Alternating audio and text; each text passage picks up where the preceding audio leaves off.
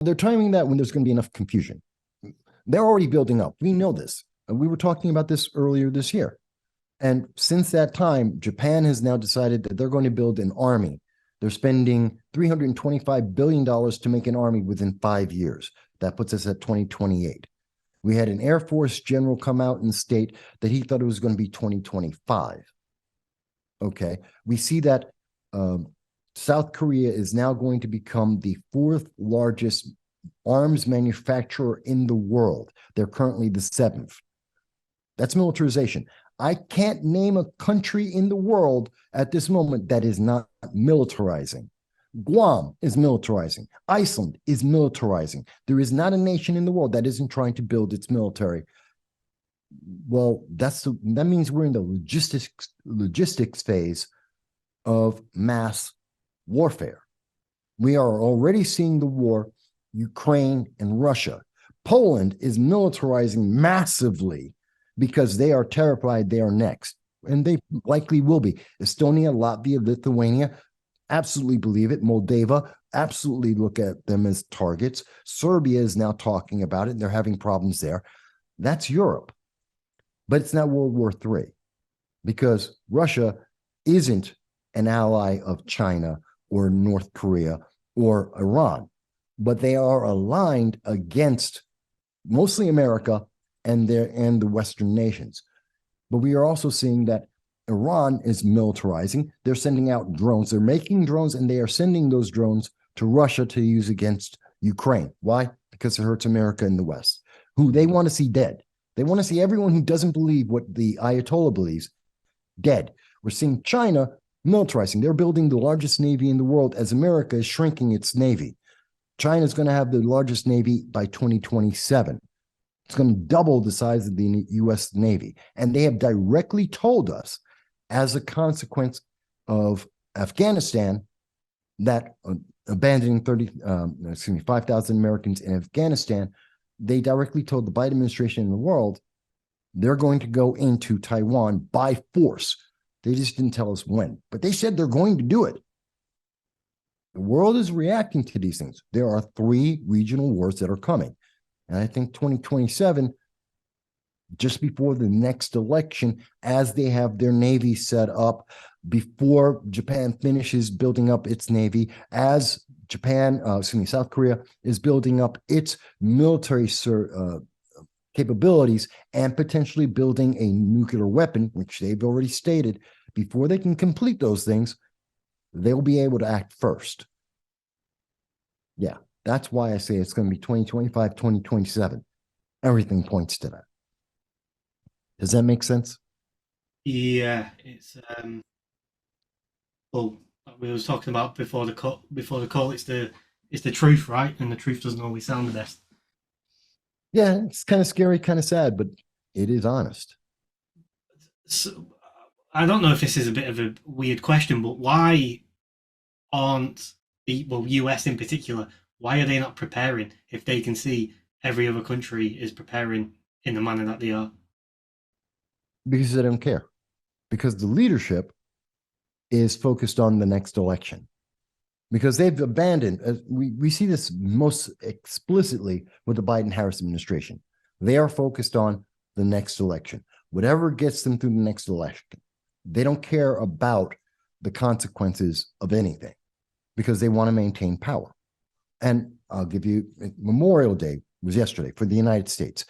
It's the time to remember those, both in military and not, that have died or been maimed or wounded in the service of America, of the Constitution, of our freedoms.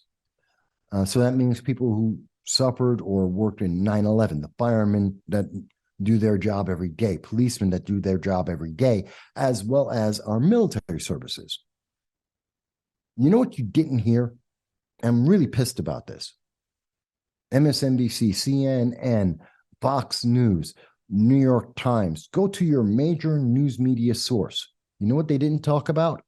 We have abandoned in 3 years, 2021, 2022, and now in 2023, the Biden-Harris administration has abandoned 30,000 Americans, 5,000 in Afghanistan, 10,000 in Ukraine, 15,000 in the Sudan. We abandoned them. We just said, figure it out for yourself. Goodbye. And we left them. And we don't even talk about them. No one talks about how many Americans remain to this day in Afghanistan, even though we know that the estimate is, and it's confirmed, at least 100, possibly 200 Americans that we abandoned are now in the hands of ISIS and Al-Qaeda, terrorist organizations that want to kill them and every other American. We know that as a fact. We know that 1,000 Americans have returned from Afghanistan since September 1st, 2021, when Joe Biden said there's only less than 100 Americans that he left behind. He lied. We know these things for a fact. It is not a question. You can go to the DOD, Department of Justice. You can ask them. They will tell you this. The State Department will verify these are the actual numbers.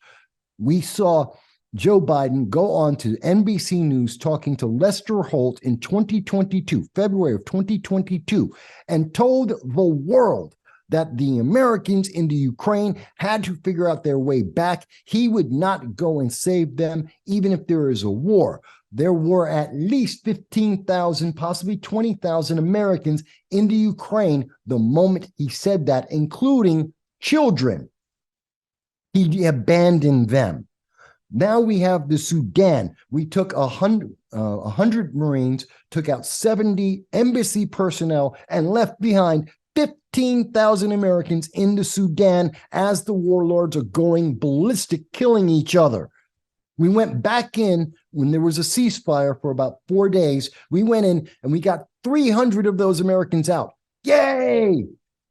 Yeah, England got 2,200 out in the same amount of time. India got out 2,400 in the same amount of time.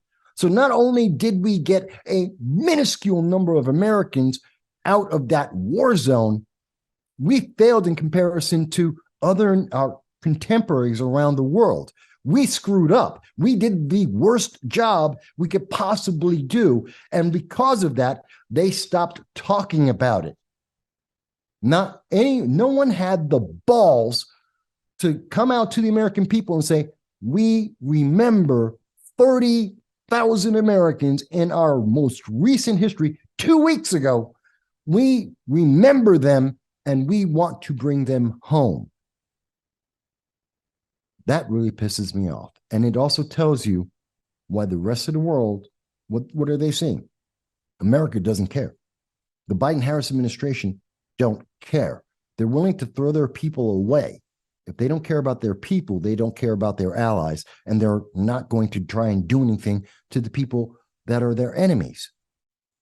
You can't take care of your own people. Who cares? Nothing else matters. They're more worried about arguing over 2024. How can you come to any other conclusion? Terrifying, isn't that? What you've just said, yeah, disgusting. Yeah, when you've got leaders of your own country that don't give a fuck about your nation at the end of the day, they don't care at all. Yeah, it terrifies me, and that's why I'm very passionate, and in fact, I'm angry about that, because it's not that hard to figure this out. This is data and information that's readily available. Hell, 2 weeks ago, we're talking about the Sudan is 2 weeks ago. This is not ancient news. And we've seen this happen now 3 times, once per year. I have no reason to believe that in 2024, somewhere in the world, there's going to be several thousand Americans that are just going to be ignored and thrown away in a war zone. I have no reason not to believe that. That's not a thing I should ever consider. And each and every time we do this, okay, Afghanistan was a complete mistake. It was a mess. They screwed up everything. Fine. He's just a bad commander-in-chief. Gotcha. But then you get Ukraine. Then you get Sudan. You get the messages from China. You're getting messages from Russia and Iran and North Korea. And every single one of them are reacting every time we do this. That just gives them more of a reason. Oh, we can keep going. We can go further and further. Why? Because America doesn't care. Because They're more busy trying to make sure they have power than taking care of their people. And that's why we are seeing them escalate, which is then causing every other nation. Japan had to build its own military because they can't trust Joe Biden, Kamala Harris, or the American government to step in and live up to the 1960 treaty to protect Japan, which is why it's the first time since 1945 that they've actually had a military.